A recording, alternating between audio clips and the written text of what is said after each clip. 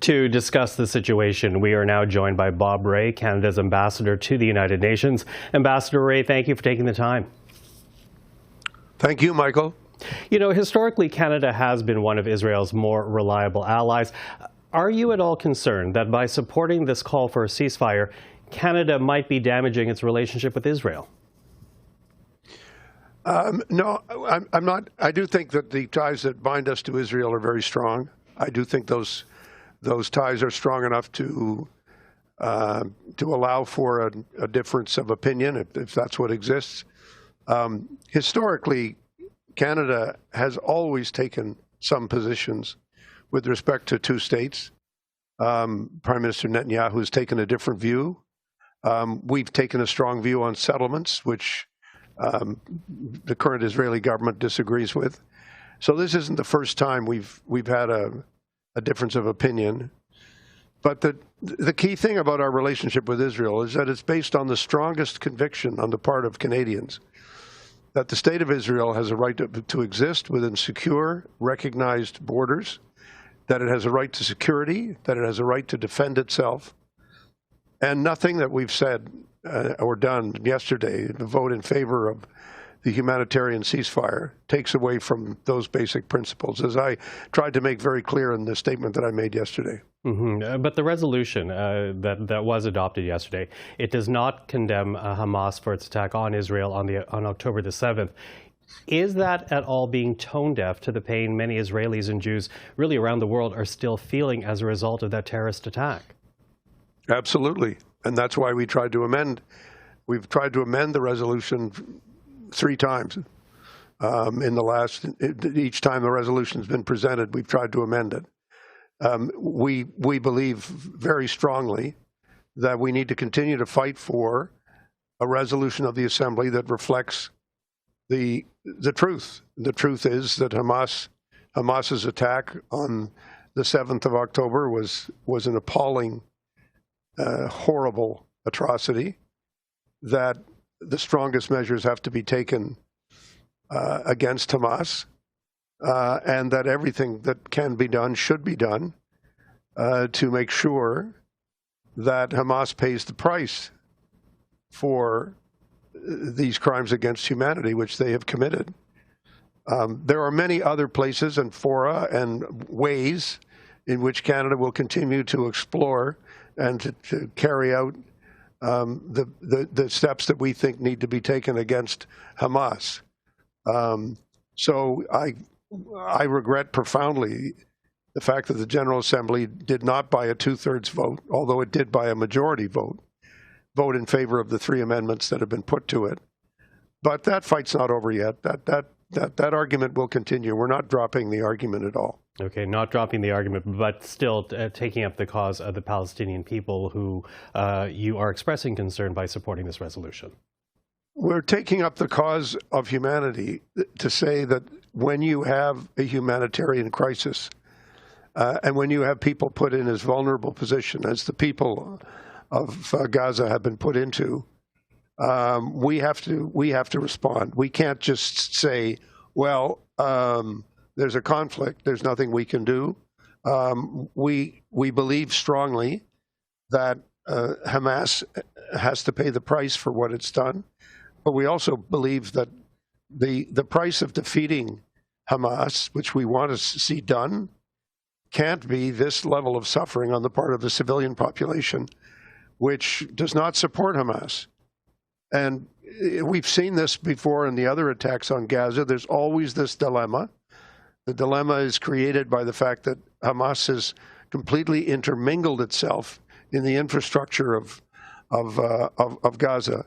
But now when we're told, as we've been told by the UN, by the Secretary General, by everyone who's working in Gaza, that this situation is intolerable, that people are suffering, that people are dying, and that we have to do more on a humanitarian basis to respond, Canada says, yes, we do have to. And we accept that not everybody will be happy with that decision. And I can tell you and whoever is listening, it was not an easy decision. It was not a decision that the Prime Minister made just saying, oh, let's just do this. It was deeply discussed. It was weighed very carefully. And what I believe is the most important aspect in the Prime Minister's decision were two things. First of all, that we have to respond to a humanitarian situation when we're given as much evidence as we've been given. And second, the status quo is not working. And we need to find more durable political solutions. And that's in the long-term interest of Israel as much as it's in the interest of the Palestinians. Mm-hmm. Now, the United States, as you well know, they vetoed a UN Security Council resolution last week. It too was on a ceasefire. And the argument that we continue to hear from the Americans is that any halt to the fighting would just allow Hamas to regroup and stage more terrorist attacks. Is that a concern by supporting this resolution? I think any argument that's made by the United States is one that we listen to with great respect. But I think the question that we have to ask ourselves is, it's a ceasefire that applies to all parties. It's not a one-sided ceasefire. We do believe that every public interest will be served when Hamas stops fighting, when Hamas gives up its arms. But we have to also ask another question, and that is, in the interests of getting to that objective, how many innocent civilians are going to die? And are we really going to say or do nothing about that and say there's nothing that can be done, that's just collateral damage? I don't accept that argument. I think we've seen over the last 60 days an extraordinary level of weaponry used on Gaza, destruction of most of the civilian infrastructure, hospitals, schools, whatever. Real difficulty in getting humanitarian assistance. At the beginning, no electricity, no water. Finally, we get the lights turned back on. We get the water flowing, but slowly. No fuel for things. We got to look at this situation in a way that responds realistically to the level of humanitarian suffering. And I think that's something that we have to be aware of. Mm-hmm. So an eye on the humanitarian price being paid here. But, you know, the vote, the adoption of this resolution, it does isolate the United States on the issue of Israel and Hamas. So to that, I'm wondering what type of reaction you are hearing from the Americans on this issue in yesterday's vote.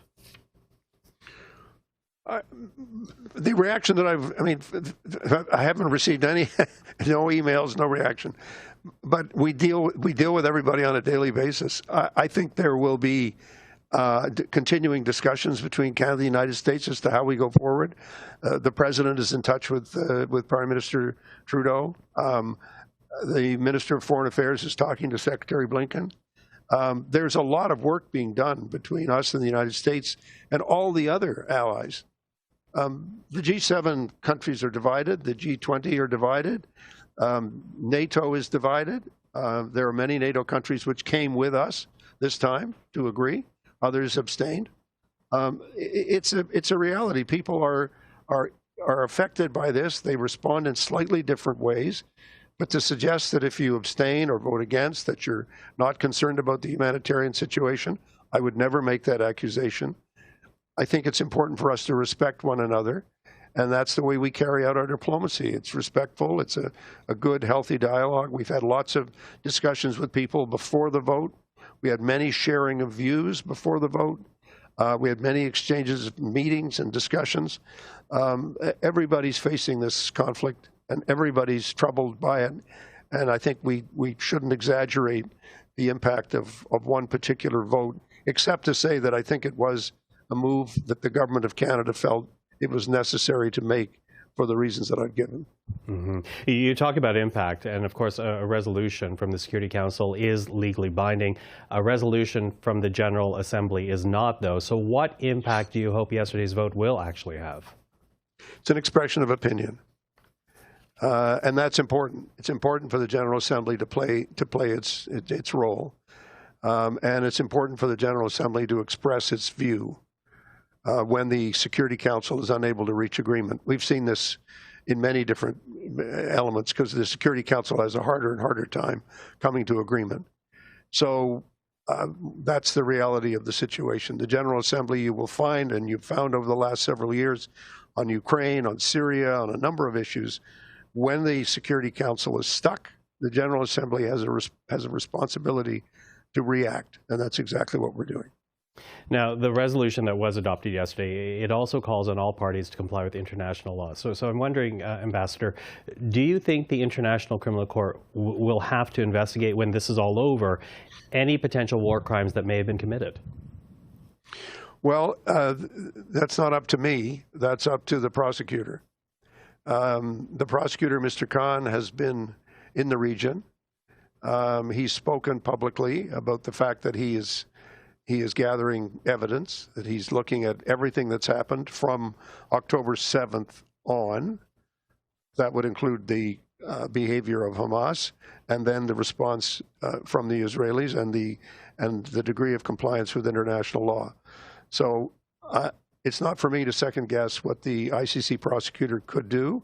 It's important to understand that the state of Palestine, as it calls itself here at the UN, is an active participant in the work of the ICC, and they have said legally, they've said to the ICC, we give you permission to investigate. Obviously, the prosecutor can't get into Gaza at the moment. Difficulty gathering evidence there. The Israelis have indicated their opposition in the past to the prosecutor exercising jurisdiction. But I think it's very important for us to respect. When I was premier, you remember that, Michael? Mm-hmm. The Attorney General didn't come to me and say, what do you think? Should I lay a charge in this case? That would never happen. It would never happen that a politician would say, lay a charge in that case or this case. It's not for me to say. And for another 2 days, I'm the vice president of the Assembly of States Parties of the ICC, and as in that role, I wouldn't dream of telling the prosecutor what to do. But I do know what the prosecutor is doing because he said it publicly. So there are issues there that the prosecutor will explore. It'll be up to him to decide what he's going to do and how he's going to respond. Mm-hmm. Now, before we're done, Mr. Rae, I do want to ask you, though, because we've heard it from the Prime Minister, we heard it from the Foreign Affairs Minister, still this talk of eventually this has to end in a two-state solution. Is that still viable, given the violence that we've seen over the last many weeks, the distrust that Israel has expressed in officials in Gaza? Is a two-state solution still possible?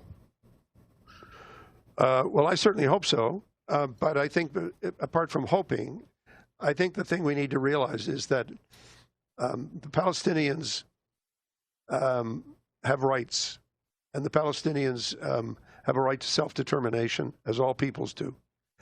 The Palestinians have a right to a democratic life.